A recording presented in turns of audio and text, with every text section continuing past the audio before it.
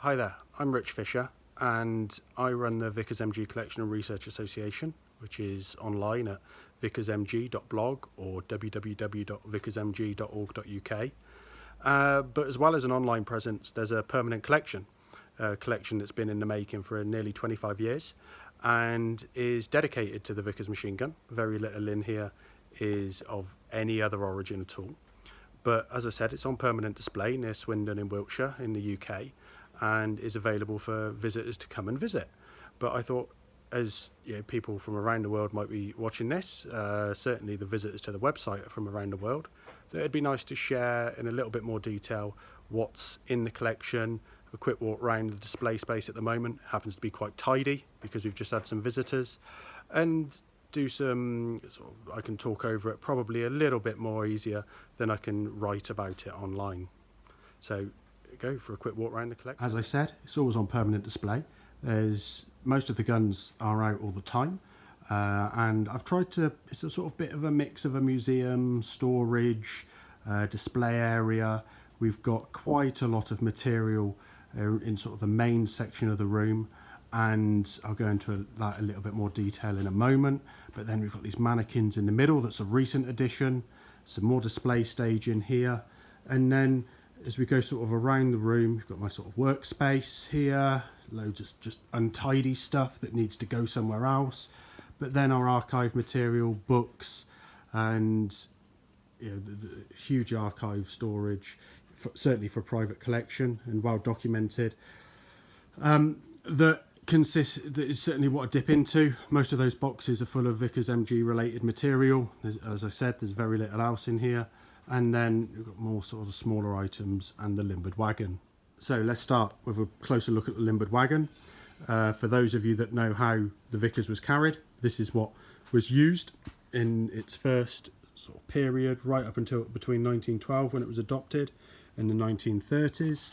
And these are some of the stowage diagrams of how two guns fitted in one part of this wagon. But this is only the hind portion. It's actually filled up like the fore portion. There should be two parts to this, and it would have been pulled by 4 horses, so more mannequins needed. And you know, the front portion carried all the gun parts, so it's like the fighting portion of the limber, and then the rear portion carried all the living equipment spares that a machine gun crew would have needed. So this supported 16 men, 2 guns, say 4 horses in front of it, and it would have held around so nearly 24 bout boxes, I think it was, and weighed about 3.5 tons when full. So one of the longer term projects for the association is to get this get the fore portion made up, get all the equipment and the traces established in the collection, so that it can be shown here. Not really sure it'll fit in the collection space, but it will certainly be shown as full as possible. Just a pit note here, I quite like this bit. This is for a spare wheel holder for the limber. So not only do we need to build the fore portion with its 2 wheels, but we also need to build a spare as well. Those that visit the collection, I'll tell you the story of how this actually came as part of a much bigger collection of guns. Well, one gun, lots of accessories, and I bought it without realising. So I bought the collection from an individual who contacted me a couple of weeks later and said, when are you going to come and pick the rest up? And it happened to be the limber, and you know, as good things go, actually the original wood prior to the restoration is here in the collection as well. That needs probably a little bit better displaying up on the walls at some point, but it's all there. So we're able to replicate all the parts for the fore portion as well. Yeah, nice story of how some of the best things in the collection have come along quite unexpectedly. And it was one of this pair of guns that came with that Limpid Wagon, and these are the 2 guns that, if it ever goes out on display, they're May and March 1915, both equipped with their auxiliary tripods, the Sangster mounts. We've got all the kit to go in that Limpid Wagon, and one of the things that we try and do is to fully represent everything, including the weight. So all of those ammunition boxes that are in there will be full of inert ammunition, and all of the spare parts, the firing equipment, the rangefinder as we've got here, a nice Bar and Stroud number 2 from the First World War, the belt loading machine that actually really interestingly fits on the drawbar between the front and the hind portions of the limber. So the army thought about this, and they thought about how it was all connected quite nicely. So you'd take the ammunition out of the hind portion, sat between the two portions, put it in the ammunition belts and pass it to the front. So there's all the early guns to go with the Limpid Wagon quite nicely. It's not possible to get all of the equipment and spares laid out all the time, but certainly with these display plans that we've built up, we're able to show quite a lot of the detail of it. And in the back of this one, we've got all the spare parts laid out and tied up onto a board there. Again, it's a project for another day to get this presented a little bit better, but at the moment it at least shows the multitude of spares and accessories that are necessary to use to maintain the Vickers. That would have been carried one of those boxes between every two guns, and then one of the leather cases per gun.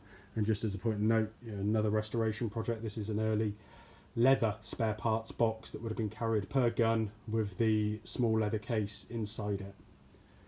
The Lewis and the Vickers here are quite an honour to have in the collection. You can see the little card down to the bottom left there. So that was a guy called Bill Fulton, who was a director of the Vickers MG Collection and Research Association for a few years.